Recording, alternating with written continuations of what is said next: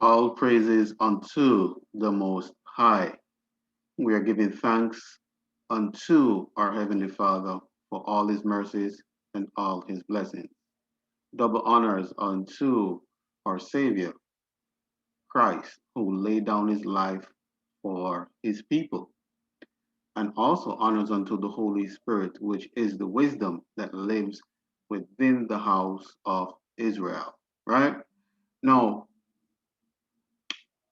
Israel, we're here again for another lesson. And today is really going in, going really, really deep into, you know, these strong delusions, and that's actually the title today, which I am going with because we are under strong delusion. All right. Now, with that said, I just want you to know that, you know, in everything you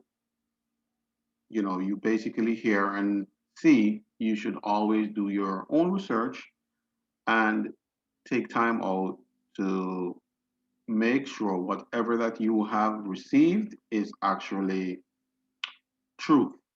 All right. But today we are going deep into, strong delusions. And it's going to be really, really deep today, Israel, right? Very deep, right? And we're giving thanks unto the Father for being so gracious unto us to give us these, information that we can really separate the meat from the bone, right? And we can really observe and see what are truth and what are lies, right? That is our God given gift, right? So, with the Holy Spirit, I pray that Holy Spirit guides this lesson and, does give us some edification to, you know, to basically what's, taking place right now in the earth, right? So Israel, I'm not going to waste any time. I'm going to go straight into this video, which I have here to share with you. And also I have some scriptures to relate. And this basically lesson is segueing from the last one that I did, which is crafty counsel, right? And I will be interjecting in through the video and also, more so giving you other updates dealing with current events that's taking place right now, which will relate to this information here, right? And also, you know, really making that decision for yourself, right? Just bringing forth the information that we can make, our own decision, which, as I said before, taking the meat from the bone and knowing what is true from what is not, right? So you could say that also as well, we'll be identifying some people which have led to this strong, disillusion in the earth, not just to a particular people, but to everybody, right? But I know from a scriptural point of view that this is a part of, you know, really deceiving also a particular set of people as well. Reason being because they are the daughters and sons of the Most High, right? And you might say, well, isn't everybody? But yes, to a degree, but there is a particular people scripturally that has made a covenant with the Most High. So, with that said, he has those people as his people still to this day because the Most High does not change, right? So, with no further ado, Israel, let's get into it. You rolling? I'm honored to be interviewed by Alex Jones, a truth seeker, fighting for justice in America. Alex charming me. It's getting me all smiley. Aaron, when did you start to think something was wrong in the world, or start to find out about the whole banking cartel, the Federal Reserve System, the New World Order? Well, that was a progression of events. I've always been a very independent person, always believed in individuality, and that we were put on this earth to be unique individuals to fulfill our God-given potential, and that the only way to fulfill your potential is to be free, to find out who you are, and to make your errors, to make mistakes. And as I grew up, I began to realize more and more the government was inhibiting me in things that I wanted to do. And what happened, I was very successful in the ladies' lingerie business. I worked for my dad. He had a small undergarment business. And I created the first ladies' bikini panties back in 1963, actually. And then I opened up a nightclub in Chicago called the Electric Theater that opened up the day Martin Luther King was assassinated. Wow. All right, and so the city of Chicago was in flames the day my club opened, wow. And nobody came out to the club. And well, what happened was that that was the year of the Democratic Convention in Chicago in '68, and so my club became a hangout for the hippies, you know, and because they wanted to go to Chicago and protest what was going on. And I was having a concert at my club one night to raise money, and the police raided the nightclub, my club, for no reason at all. And I was standing outside in my office overlooking the street, and I saw all these paddy wagons pulling up in front of my club. And I was a 24-year-old kid. You know, I had no experience at all, really. So what are these paddy wagons doing here? And then I saw all these cops getting out of the paddy wagons coming into my club. I said, oh my God, they're raiding me. And so I ran down to the stage, and I got on the stage, and I stopped the band from playing. And I said to the people in the audience, we're being raided, you know, so sit down on the floor, cooperate, and plot your identification and cooperate with the police. And as I said that, two of the cops from behind threw me onto the floor and grabbed me and started dragging me out of the club. I'm going, you know, victory, victory. You know, I'm playing it for all it was worth at the time. I was a kid, and then I saw the fire department there, and the fire department was dumping garbage cans, the garbage all over the floor. And I thought to myself, well, why are they doing that? You know, very quickly as they were dragging me out, and I didn't quite understand it. So they threw me into the paddy wagon. As I got into the paddy wagon, one of the cops grabbed my testicles from behind and squeezed, and I went into the paddy wagon in gigantic pain. And the next person that came into the paddy wagon, the cop, as he was stepping in, the cops took the billy club, smashed him on the head with it, and just split his skull, you know, for no reason. I mean, there was nothing wrong. So that was kind of your wake up. That was my awakening. It's like, what is going on? I thought this was America. So I initially blamed it on Chicago and made a daily thing. It was Chicago. And anyway, it was the headlines of the newspapers the next day. You know, there was my picture in the newspapers, the headlines, Electric Theater short-circuited, it was raided.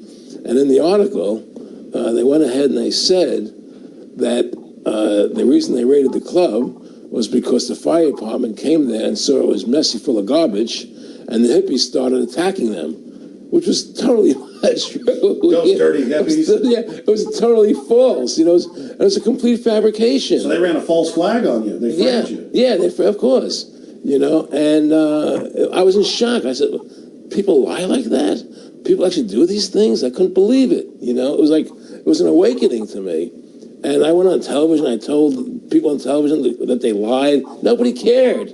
Nobody cared what the truth was. You know, it was shocking to me. And then a week or 2 weeks later, I forget exactly what it was, two cops come to see me, a lieutenant and a sergeant, a captain and a sergeant.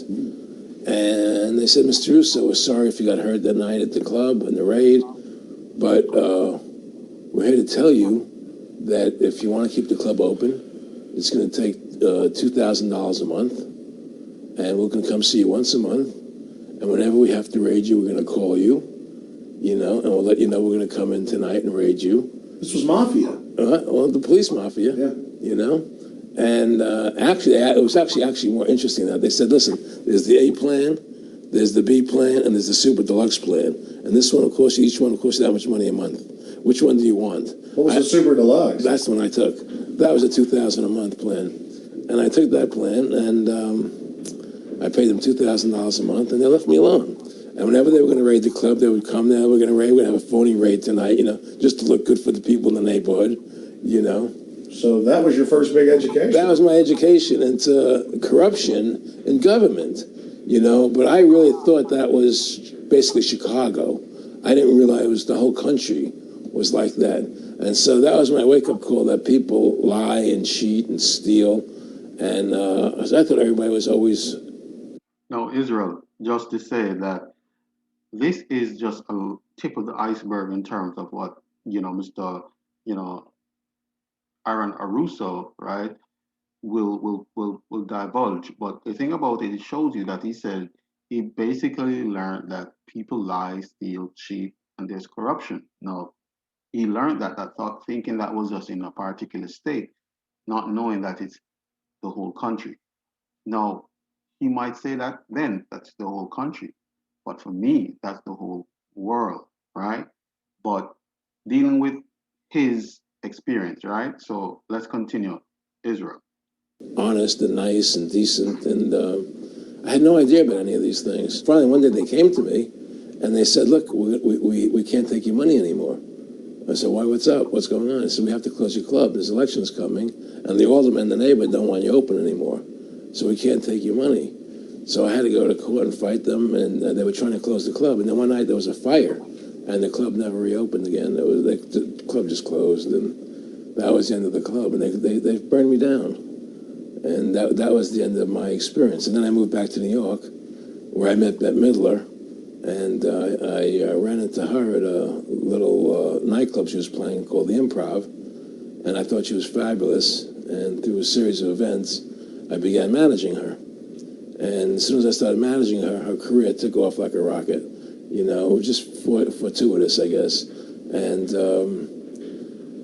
we became very, very successful. And through managing Bette, I started producing shows on Broadway where I won the Tony, and I produced a television show where I won the Emmy with Dustin Hoffman and Bette, and then I produced The Rose for her, where she got Academy Award nominations. And then that led me to producing Trading Places, which everybody knows. I think it's the best Eddie Murphy movie. Well, it's a good one. I don't know if it's the best, but it's a really good one. And I'm very proud I made that movie. And so in my mind, I feel as if I've made a classic comedy in Trading Places, a classic musical in The Rose, and a classic documentary in Freedom to Fascism. So I'm very proud of my work that I've done as a filmmaker. Back in the late 80s, I was a pretty big silver trader and gold trader. And I don't think I've ever told this story on tape before. I was a pretty big silver and gold trader. And I always paid my taxes, and I took what was a legal tax deduction on my silver trades. And a few years later, I think it was 88 or 89 or something, the IRS claimed that what I did, and other people did as well, was now illegal. We couldn't do it anymore. But they made it retroactive. I said, what do you mean retroactive? It was legal then. I did what was legal. I said, yeah, but now we're making it illegal retroactively. And that's not good. So you owe us $600,000 or $800,000. For what? It was legal. How could you make something retroactive? Change the law backwards in time. It makes no sense. Well, we're doing it. And so everybody said they can't do that. So we went to court, a class action lawsuit. And the judge agreed with the IRS and said they could do it retroactively. And that's when I knew that there was something wrong in America with the IRS and the system here, you know. Aaron, you were telling me this story last night, and before you even finished saying, in the late 80s, the tax law, I said retroactive. And I knew that because they literally ruined my dad, but he paid. He didn't know. He still thought this was America. And it was legal tax law, what you're supposed to do. They said retroactively you owe, and with, not just retroactive, but they said you also have penalties and interest. That's right. So how do you have penalties and interest on something when they retroactively changed the law? Well, first of all, they can't retroactively. How can you do something retroactively? Penalties and interest are a farce. The whole thing, because they do whatever they want to do. And that's when I realized America is not America. It's not the land that I was taught it was. Because they can do whatever they wish to do. And there's nothing the citizen can do about it. Now, you've made America Freedom to Fascism. I want to walk through that film, and I want to encourage everybody out there to get a copy of it on DVD. It was also in theaters around the country, and I think the best film out there on the Federal Reserve and the IRS and the whole banker scam, and I want to discuss that with you here. But I wanted to go back a little bit to the point that we discussed last night, where you don't advise people to not pay. And I do the same thing. People say, well, wait, you're saying it's a scam, but you're saying go ahead and pay it. And I like the way you summed it up. Well, it's really fairly simple. I mean, since making that movie, you know, many people come to me and ask me whether they should pay their income taxes or not, you know, and I never advise people not to pay. And the reason I tell them, I said, look, I've done a lot of research. The Supreme Court has ruled that the IRS has no authority. The 16th Amendment did not give the IRS the authority to tax your labor and your wages. That's a fact. All right, the Supreme Court is the law of the land, you know, and the IRS does not trump the Supreme Court. However, that being the case, the fact is, if the mafia would come to you and say, we want $2,000 a month or we're going to hurt you, I would not advise you not to pay them, because you may get hurt by not paying them. Whether it's legal or not doesn't necessarily matter. You're going to get hurt if you don't. It's the same thing with the IRS. They can hurt you. They can put you in jail. They can torture you. So if you don't pay them, you may get hurt. So I never advise people not to pay. You know, I tell people, yeah, pay your taxes. Look what happened to Congressman Hansen. Yeah, Congressman Hansen's a great example. Pay your taxes. But you know what? Shut down the Federal Reserve System, and eventually you won't have to pay those taxes anymore. See, the IRS is a symptom of the problem. The real problem is the banking industry and the bankers in this country. That's where the real problem lies. That is the root, Israel, and that is so true. The bankers are the root of all of this that we are going through right now, right? And I mean not just on a financial level, but to everything that you are seeing taking place right now, Israel. But, you know, let's continue, or we shall see more and we shall be enlightened. Root of our problem. That's why we've lost America, okay? So yeah, pay your taxes, because if you don't pay them, you might get hurt. And I've heard all the arguments, you know, what tax protesters say and so on and so forth. And I don't call them tax protesters. I call them the tax honesty movement, because they're being honest, you know, at least. But the fact of the matter is, you're being forced, you're being compelled to pay it because you're facing jail sentences, you're facing time, you're facing corruption of the courts if you don't pay, right? And so you pay it, because you just like you pay the mafia. But with the mafia, at least you have the government to call and try and help you to get past the mafia, to protect you. Here you have nobody to protect you. The American people are living in a matrix. They don't understand the truth of how things are working in this country. No. With that said too as well, Israel, not just only in America, right, but in the world, we are truly living in a matrix. We're in a make-believe world that we think is real, but truthfully, it is not. You know, and let me give you an example of what I'm talking about. The very fact is that if you ask 100 people on the street, what kind of government is America supposed to be? 99% of them will tell you a democracy. America is supposed to be a democracy. But that's a lie. That's an illusion. The word democracy is not written into the Constitution at one time. It's not in the Bill of Rights. It's not in the Declaration of Independence. The Founding Fathers hated the idea of a democracy. They thought it was the worst form of government there is, and I agree with them, because in a democracy, 51% of the people control 49% of the people. If you're part of the 49%, you're not free. America was founded as a constitutional republic, and in that constitutional republic that we have, 99% of the people can't take away the rights of 1%. You have your rights because you were born with them. You have God-given human rights that nobody can take away from you. The government, the majority, no matter who they are, I can't take away your rights. And that's what And that's so true, Israel. You know what I mean? That as being, child of the Most High, you are given, your rights as human beings, right?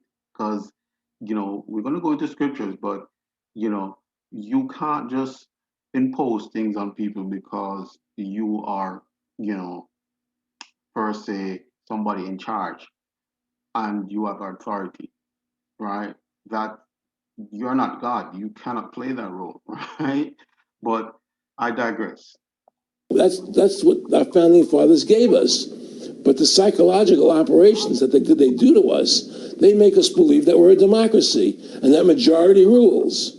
You see? And they want you to believe that. Because then they tell you this poll says this many want this and this many want that and this many want this. And it doesn't have anything to do with anything. Well, Hitler was elected. Hitler was elected. Hitler did everything legally. And in a constitutional republic, a minority is protected against a majority. Wasn't it Benjamin Franklin, to paraphrase, that said democracy is two wolves and a sheep voting on what's for dinner? Exactly. And then he also said in a republic, the sheep would have a gun. To protect himself, and that's the truth. America is not a democracy, but you ask the most intelligent people what form of government America is supposed to be, they'll say a democracy, because that's what they've been brainwashed. They've been psyoped into believing that. They believe that we're in Iraq. They believe we're in Iraq to promote democracy. The word democracy, you hear George Bush saying democracy means freedom. No. Democracy equals New World Order. Democracy equals slavery. The word democracy is not synonymous with freedom. It's the opposite of freedom. Democracy is the worst form of government you can have because it's majority rule. And the government can tell you exactly what they want to tell you to do because the majority wants it. I don't care what the majority wants. I live my life as I choose. And if I don't commit violence, theft, or fraud against another human being, I can live my life as I wish. That's my choice. And if I'm allowed to make mistakes, because when you make mistakes, you learn from them. You grow as a human being. We're put on this earth to become the best individuals we can be, to fulfill our God-given potential, right? We're not here to put on this earth so that the government can tell us how to live our lives and what we must do. We put into these systems and these paradigms. No. The same thing in health. If you're sick, you have to have a certain protocol. Nonsense. Be individuals. Think for yourself. Have critical thinking. And so and that is so true, Israel. Be critical thinkers of what is going on, because remember, the state works for you, not the other way around, right? And it seems like the government is making it look like the people works for them, like they're doing them a favor, right? But as I said, strong delusion. Let's continue because some more gems are going to be dropped right here. what's happened is that because they've taught everybody that we're a democracy, which is not true, now, so then in 1913, they bring the Federal Reserve System into being, right? And now you have this Federal Reserve System, which then in 1913 got the right to create money for the government. When before that, the government created its own money. Now the government, when it needed money, had to borrow it from this private bank called the Federal Reserve, which is a private bank owned by individuals, incorporated in Delaware. And so what happens is now the government borrows money from them to fund the government. Then the government says, well, we have to pay these people interest.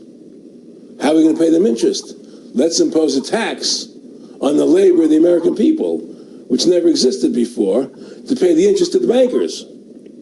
In fact, in 1980, Ronald Reagan said not one red cent of your income tax money goes to run the country. It all goes to the Federal Reserve. Well, it was the Grace Commission report that said that not one nickel goes to the infrastructure of the country. I guess Reagan quoted that too. Right.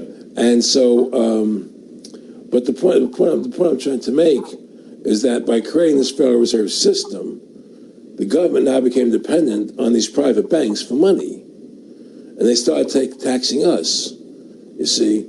And so now what happens is that in 35, I believe it was, Social Security started. And they gave Social Security cards, said not to be used for identification, the Social Security number right on the card, right? And through Social Security, they started deducting money out of your paycheck. That was the first time they were ever could take money out of your paycheck, because people agreed to it because they thought it was going to their retirement fund.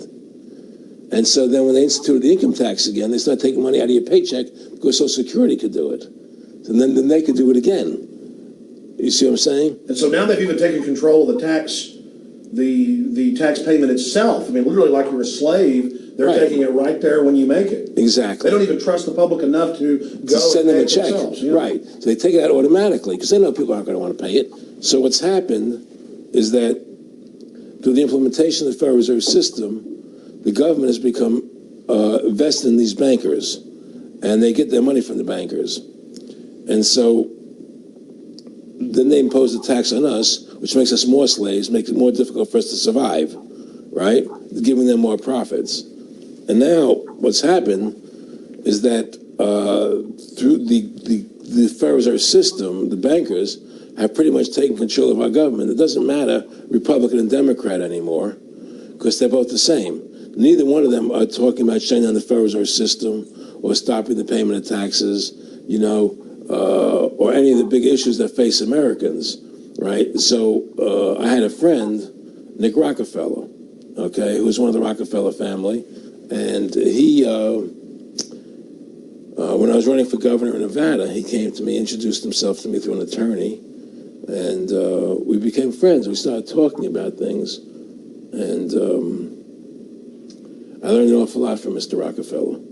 And one of the things that we used to talk about was the ultimate plan of the banking industry, what they wanted to accomplish. And the goals of the banking industry, and not just the Federal Reserve System, but the private banks in Germany and England, all over Italy, all over the world, they all work together. They're all central banks, and they're all part of the Communist Manifesto. Central banking is one of the major planks of the Communist Manifesto. We talk about America being a capitalistic country, but yet at the same time we have a central bank that plans everything for us, right? And the graduated income tax is another plank of the Communist Manifesto, right? So right there you have two major planks of the Communist Manifesto that have been brought in because of the Federal Reserve System, okay? So the ultimate goal that these people have in mind is the goal to create a one-world government run by the banking industry, run by the bankers, and they're doing it in sections. The European currency, the euro, and the European Constitution is one part of it. Now they're trying to do it in America with the North American Union, right? And they want to create a new currency called the Amero, right? And the whole agenda is to create a one-world government where everybody has an RFID chip implanted in them. All money is to be in those chips, right? There'll be no more cash. And this is given me straight from Rockefeller himself. This is what they want to accomplish. And all money will be in your chips. And so instead of having cash, anytime you have money in your chip, they can take out whatever they want to take out whenever they want to. If they say you owe us this much money in taxes, they just deduct it out of your chip digitally. Total control. Total control. And if you're like me or you, and you're protesting what they're doing, they can just turn off your chip. And you have nothing. You can't buy food. You can't do anything. It's total control of the people. And that chip's connected to a database that has your purchasing records, what you do, what you sell. Everything is in there, And so they want a one-world government controlled by them, everybody being chipped, all your money in those chips, and they control the chips, and they control people, and you become a slave. You become a.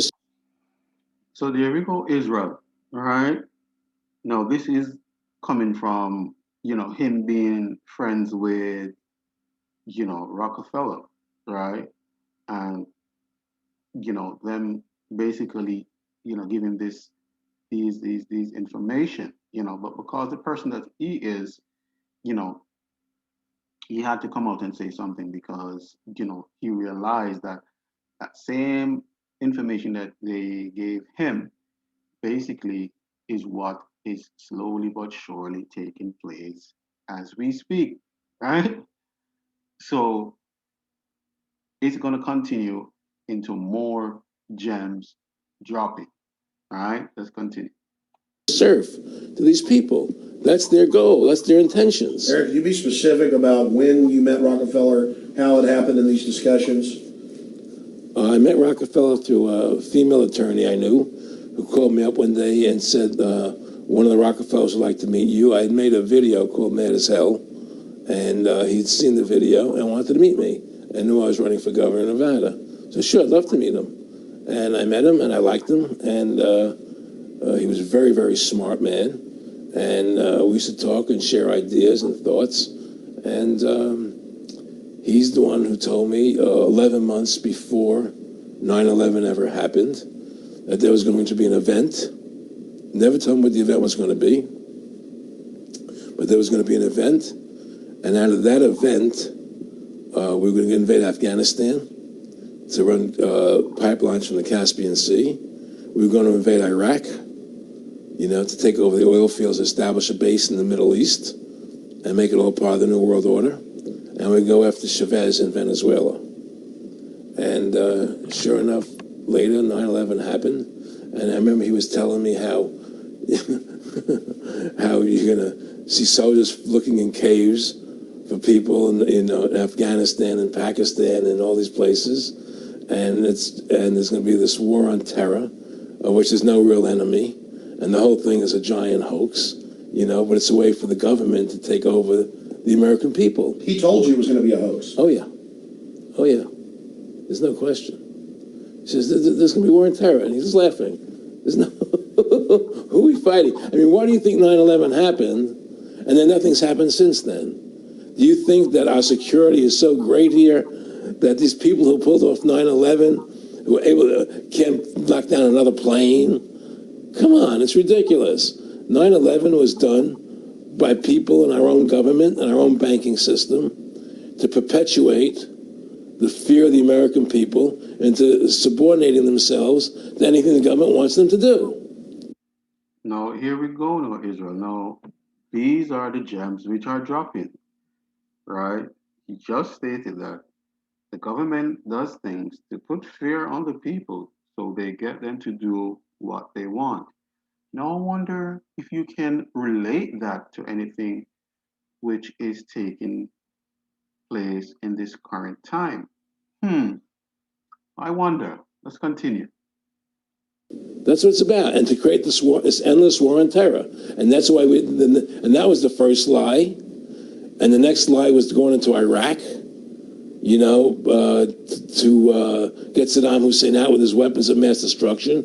That was the next lie. Now, specifically, this was a little over 6 years ago.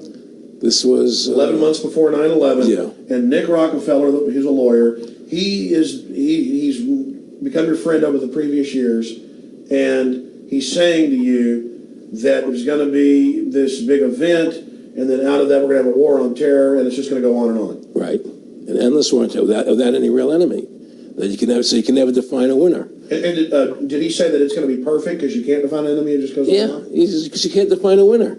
There's no one to beat, so it goes on and on forever. And they can do whatever they want. They scare the hell out of the American public. Look, this whole war on terror is a fraud.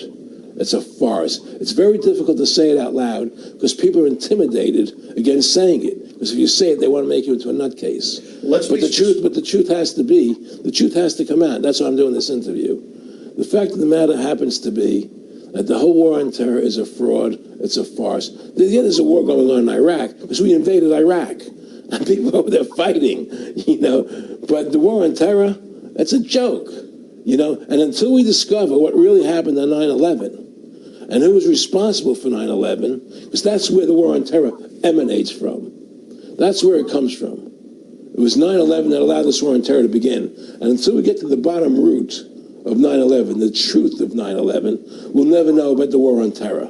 Aaron, you said that he was, and I think it's important, and I know this about the Rockefellers from Dr. Dennis Cuddy and many others who literally, you'll be 20 years old in a lunch line at college, and it was David Rockefeller. And they're experts at recruiting and getting what they call players, and that clearly he was, I want to make it specific and just get you to reiterate what you said last night about you got 30% of the vote, you were having an effect, you made mad as hell, they knew that you'd started the Constitution Party, they knew that you were somebody who was taking action and getting things done, you'd already made some big films, had a lot of other successes, right. So they were trying to recruit you, and didn't it come down to the point of, hey, we are here to recruit you, and don't worry, your chip's going to say, don't mess with us, this guy's don't touch. Yeah, yes, that did happen. I was definitely being recruited, but it's more subtle than that. Well, in your words, just go through the process, and then what he said. Well, what it is remember we were friends, and we used to come to my house a lot. We'd have dinner, we'd talk, and he'd tell me about business investments, how you get involved in, or they would help me with this business investment or that business investment. And was I interested in joining the Council on Foreign Relations? I would have to get a letter to join them, but was I interested in that? And, just stuff, leading you on. And I used to say to him that I never really did that because that wasn't where I was coming from. As much as I like you, Nick, your ways and my ways, we're on the opposite side of the fence. I don't believe in enslaving people, and he would come back with, oh, I do? Or? Well, it would be more like, it's better for them. Well, it's more like, how do I put it? It was like, what do you care about them? What do you care about those people? What difference does it make to you? Take care of your own life. Do the best you can for you and your family. What do the rest of the people mean to you? They don't mean anything to you. They're just serfs. They're just people. So I'm saying, Israel. So these people which are in elite, which are personally demonic, all right, are saying that we basically are nothing. We are just people to be used, to be slaves, right? And if you have a conscience like that, that means you are of the devil. Can't be nothing else, all right? Because these people do not care, right? Now let's continue. It was just a lack of caring, and that's just not who I was. It was just sort of like cold, it was just like cold, and I used to say to him, what's the point of all this? You have all the money in the world you need. You have all the power you need. What's the point? What's the end goal? And he said the end goal is to get everybody chipped, to control the whole society. So I'm saying the end goal is to get everybody chipped. Okay. Now, Israel, I'm going to take a quick pause to this video. All right, I'm going to come back to it, but I just want to show you something which has been taking place. Well, has taken place a few days ago, right? And as I said, let the chips fall where they may, because this is what a lot of people, you know, have been thinking or probably too scared to say, but eventually, the Most High allows things to take place so, things can reveal itself. All right. So let's go into this real quickly. It's a news um, briefing of Mr. Fauci, right? So let's go. Well, Candace Owens is not one to hold back, and today was no different when she put her 2 cents in on Dr. Anthony Fauci. Candace tweeted, "Firing Fauci does not go far enough. Anthony Fauci needs to be tried and put into federal prison. He's ruined millions of lives via depression, bankruptcy, suicide, and preyed on children via school. He and many others have taken part in the crime of the century. We all knew it." In case you missed it, Dr. Anthony Fauci has been at the centre of a scandal in the last few days after BuzzFeed published 3,200 of his emails. The emails span from January to June of last year while the US grappled with the coronavirus pandemic. The main takeaway from the emails is that Fauci was quick to dismiss the Wuhan lab leak theory. A Californian virologist named Christian Anderson wrote to Dr. Fauci in February last year where he says the virus likely originated from a lab because it looks engineered. During this time, Donald Trump and his administration raised the concern that the virus could have leaked from the Wuhan Institute of Virology. An email exchange between Dr. Peter Daszak and Dr. Fauci showed Dr. Daszak thanking Dr. Fauci for downplaying the theory that the virus came from the lab. This is because Dr. Daszak has ties with the Institute of Virology. His organisation received grants totalling over $600,000 from Dr. Fauci's agency, the National Institute of Allergy and Infectious Diseases. Dr. Daszak's organisation later used that funding to pay the Wuhan Institute of Virology, a lab that studied bat coronaviruses. Former Secretary of State Mike Pompeo has been one of the more vocal people on trying to get to the bottom of how coronavirus originated. He has been calling for transparency from the Chinese Communist Party and for the World Health Organization to look more closely into the Wuhan Institute of Virology. Today on Fox and Friends, Pompeo weighed in on Fauci's emails, telling the panel Dr. Daszak has dirty hands and there are a lot of questions that need to be answered, the main one being, how much did Fauci know and when? We knew that the evidence was accumulating, was piling up, showing that the theory of the wet market didn't hold water, and that the much more likely scenario was that this had come from the virology lab in Wuhan. And this guy Daszak, the fellow that wrote this email, he's got dirty hands. He was involved in this laboratory. There was taxpayer money that was funneled through an alliance that he was responsible for. You know, too, Brian, he was one of the lead investigators that was sent in to take a look at this. What a joke. There's a lot of questions to be answered. I think Dr. Fauci has a lot of questions to answer, and this matters. Your point, Brian, about this being about American national security, that lab is still operating. That work is still going on there today, and we could have something like this happen again, and the Chinese Communist Party refused to tell us what they know. Another takeaway from the scandalous emails is that on March 18, 2020, a man named Eric Nilsson, who was the CEO of a Texas-based startup company called BioSignal, emailed Dr. Fauci something interesting. He wrote to Fauci expressing concerns that he suspected China could be covering up the correct amount of coronavirus-related deaths. He also told Fauci that he suspects the outbreak was not under control. But Fauci responded to the email saying it was too long to read. The problem is that Dr. Anthony Fauci had the time to respond to emails concerning his sudden celebrity and fame, but no time to address Mr. Nielsen's concerns. Former White House Press Secretary Kayleigh McEnany has slammed Dr. Fauci for this.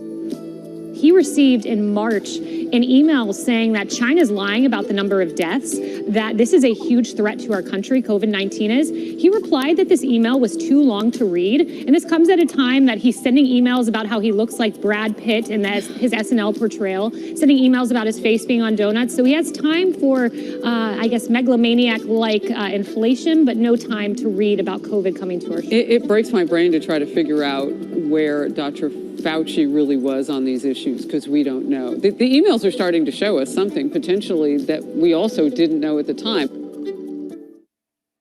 Right, Israel. So, as you can see, a lot of things are unfolding, right? So,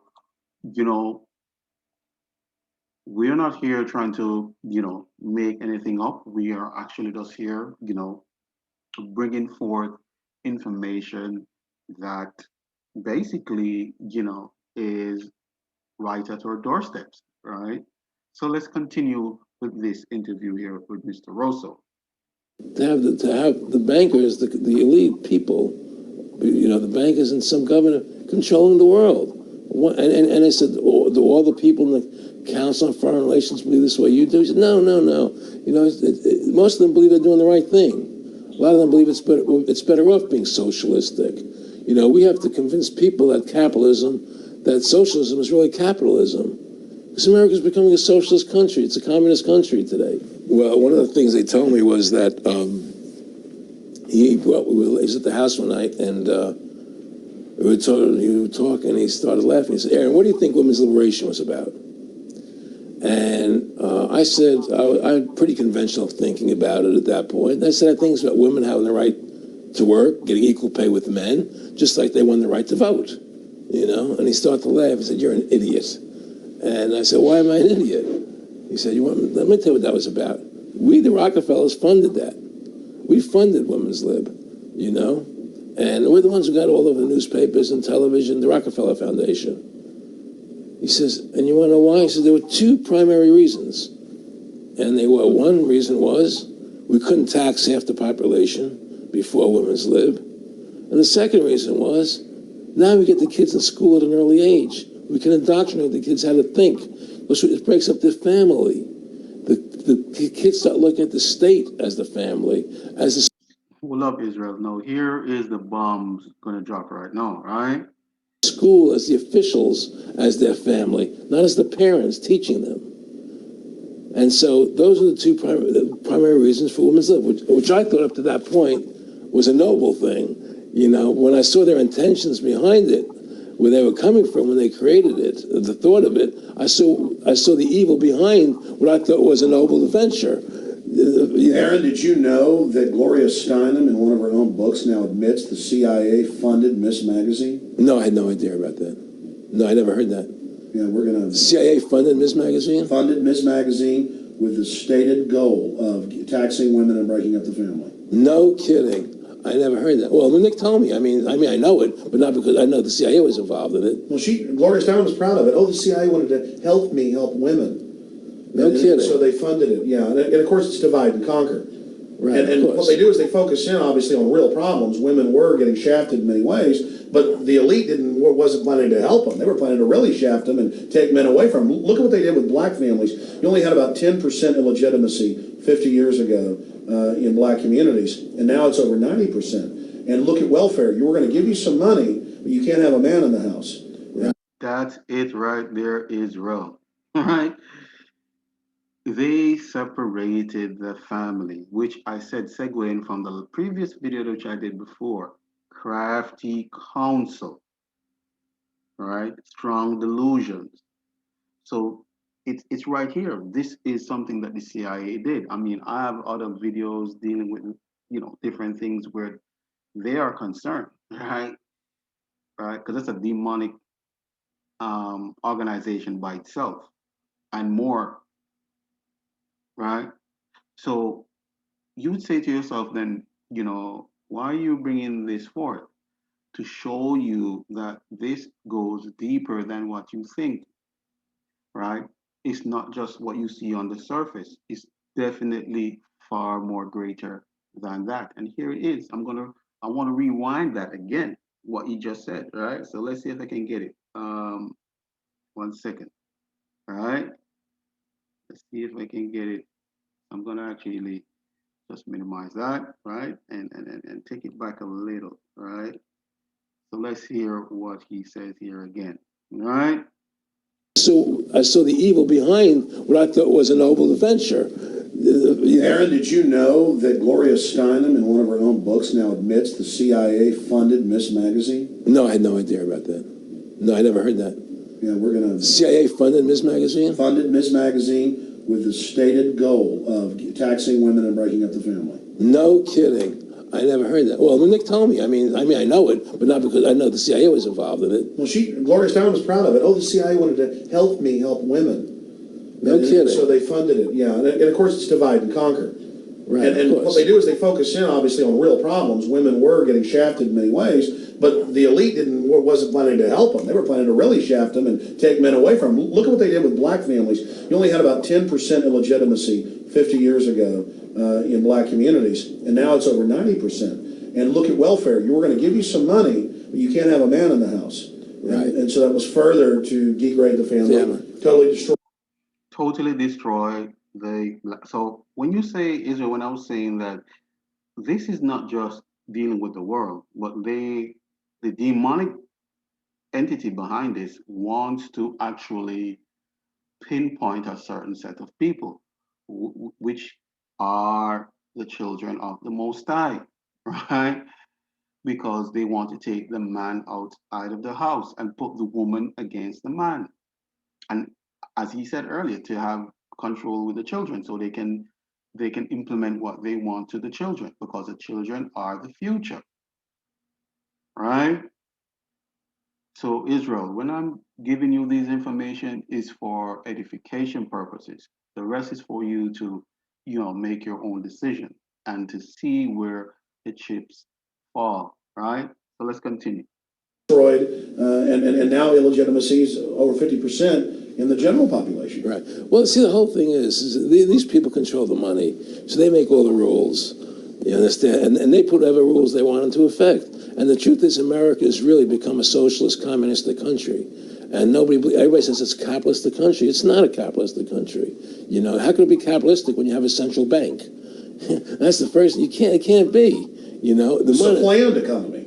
It's a planned economy. It's a phony. If they want to create prosperity, they just print dollars. They just make dollars or put digits into the economy, and then now you have prosperity. You don't have real prosperity. You don't have real manufacturing. You just have money being injected in. It's an infusion of credit, Which only makes the government go into more debt. Into more debt.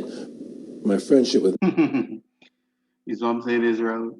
But I'm just going to play it a little bit more before I go to the scriptures, right? I'm going to put the link in the description so you can actually take the time out to rewatch this again and watch it in entirety, right?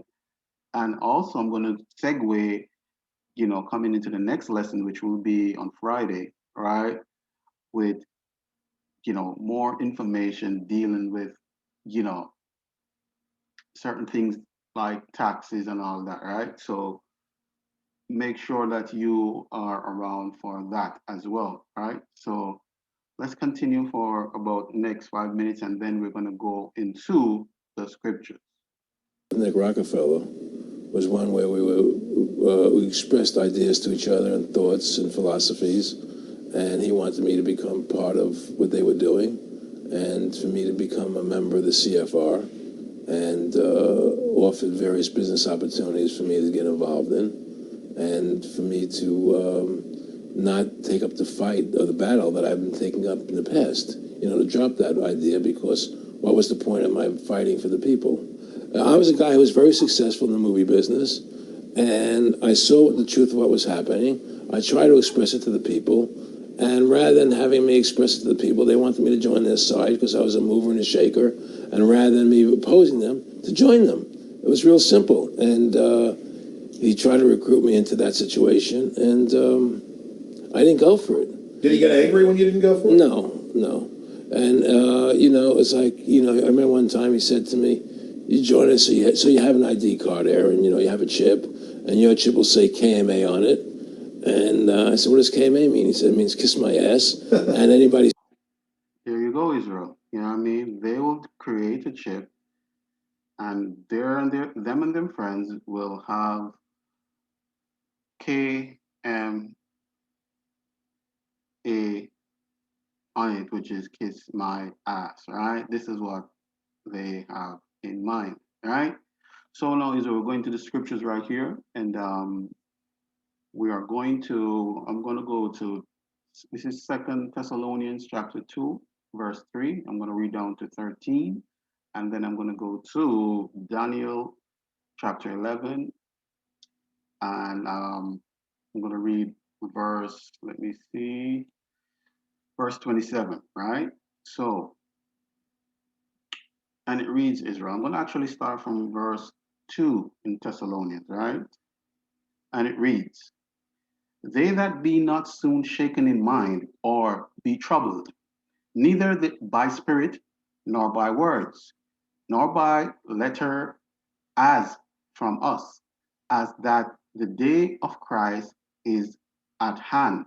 Now, Israel, I really want you guys to really hold on to that, because that in itself is not a lie, right? A lot of people, just like in the days of Noah, so shall it be in the last days, right? because a lot of people will think that, you know, they've been hearing that a long time and they haven't seen it. Reason being why you haven't seen it, if you read the scriptures, it will tell you that until certain things come to pass, until certain things are fulfilled, then you will see the Son of Man coming in great glory. Right? So let's continue. Verse 3. Let no man deceive you by any means, for that day shall not come, except there come a falling away first. So a lot of people will what? Fall away from the Most High, right? And that and that man of sin be revealed, the son of perdition, right? Verse 4. Who opposeth and exalteth himself above all that is called Elohim, or that is worship, so that he as God sitteth in the temple of Elohim, showing himself that he is God. So this is what these elite have in mind, because they're controlled by a spirit to be playing God. Because what he said, you know, Aruso asked him, why are you doing all of this? And he said, you know, to have power and to control. And that's by having control, you have the power of, you know, wanting to play God, right? And this is what the scripture is showing you right here. Let's continue. Remember ye not that when I was yet with you, I told you these things. And now he know what withholdeth, that he might be revealed in his time. All right? So let's continue. Verse 7. For the mystery of iniquity doeth already work. See that? The mystery of iniquity doeth already work. So these things are already in place. It's already going on, which, you know, Mr. Russo told you, right? These things are already there. He's even telling him of things that he thought was just being of a good nature, really was more sinister than what he thought. All right, let's continue.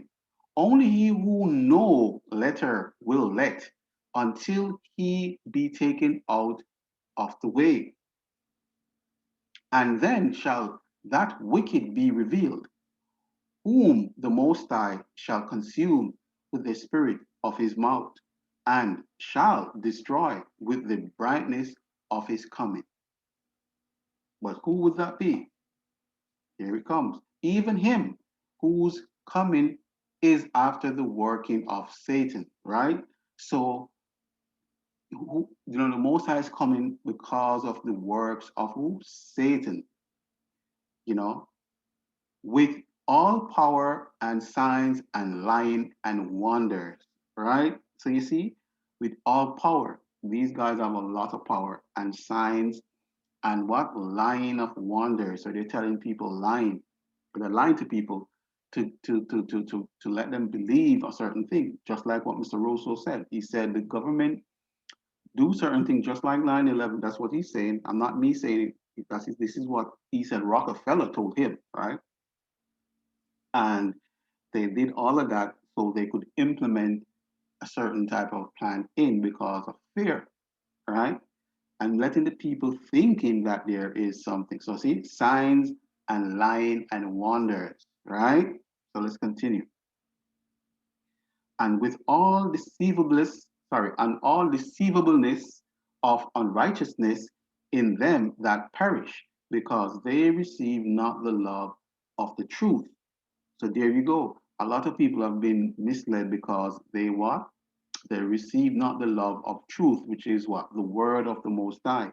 But they rather take the word of man, right? Of princes, of what? People in power or people in position of this world, right? That they might be saved. So because they receive not the love of truth, that they might be saved. Right? So people don't take the word of the Most High that they might be saved, but they believe unto people which are, so-called, people of prominence, and they will take the word of these people. But in the end, this is what this is what will happen. And for this cause, Elohim shall send them strong what? Disillusion, that they should believe what? A lie. Right? And this is what's taking place right now. Strong disillusion that we will believe a lie over a truth. Because people more readily are ready to accept a lie more than the truth. When you give somebody truth, 9 to 10 times, most times, they're not going to want to take it. Right? But you tell them a lie, that's good enough for them. They run with it. Bob's your uncle, and everything is well. Right? So let's continue. That they all might be damned who believe not the truth, but have pleasure in unrighteousness. So you see, they that don't want to believe the truth, but will believe in falsehood so they can have pleasure in unrighteousness. So they can continue doing things which is not of the Most High, which is not of the Spirit. All right? 13, the last verse here I'm reading. But we are bound to give thanks always to Elohim for you, brethren, beloved of the Most High, because Elohim had from the beginning chosen you to salvation through sanctification of the Spirit and belief of the truth.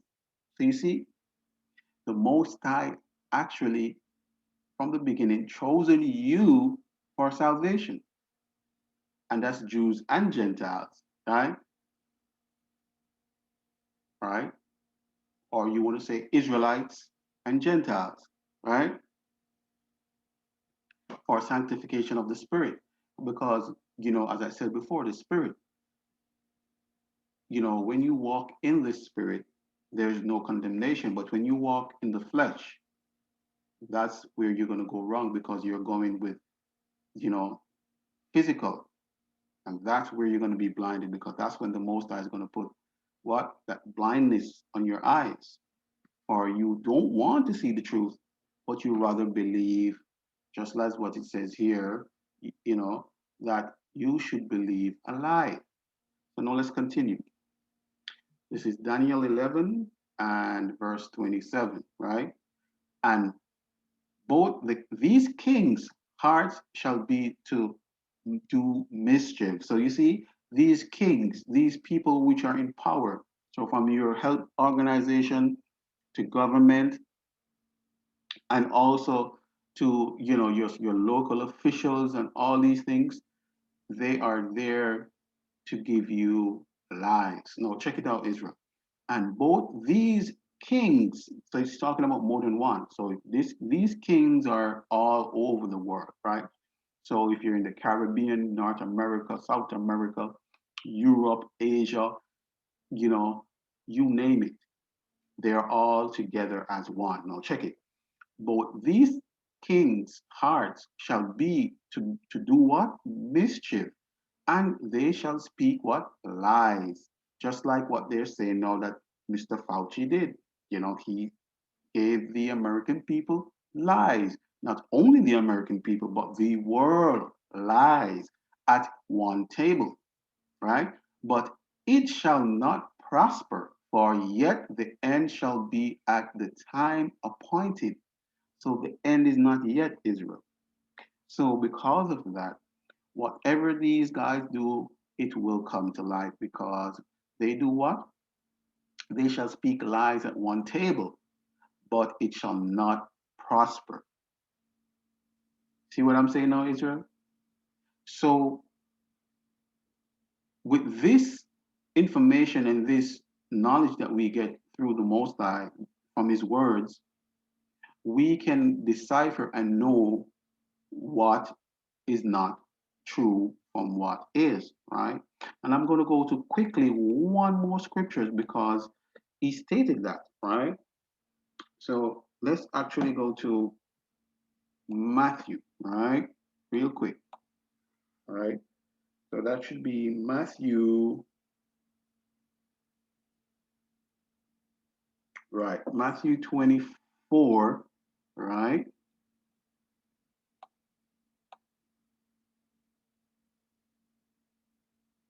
And let's start from 4. Let's go there, right?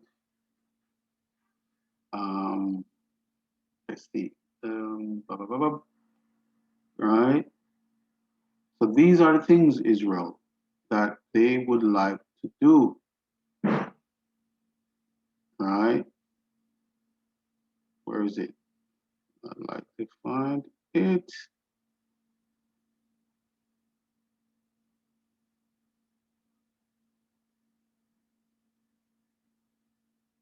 Right? So we have to be very mindful of everything that we do, Israel, right? That this is not just something that, we are trying to make up, but, the scriptures have brought it into fruition, right? And let me read this right here. This is what I wanted here, right here, Israel. Let me highlight it, right? For there shall arise false Christs and false prophets, right? And shall show great signs and wonders, inasmuch that if it were possible, they shall deceive the very elect. So there shall be false prophets, false Christ. I have a video on that which shows you these are things that come into pass, right? And show great signs and wonders, inasmuch that they try to what? To deceive even the very elect. So those are the chosen of the Most High, right? And you could be that chosen, right?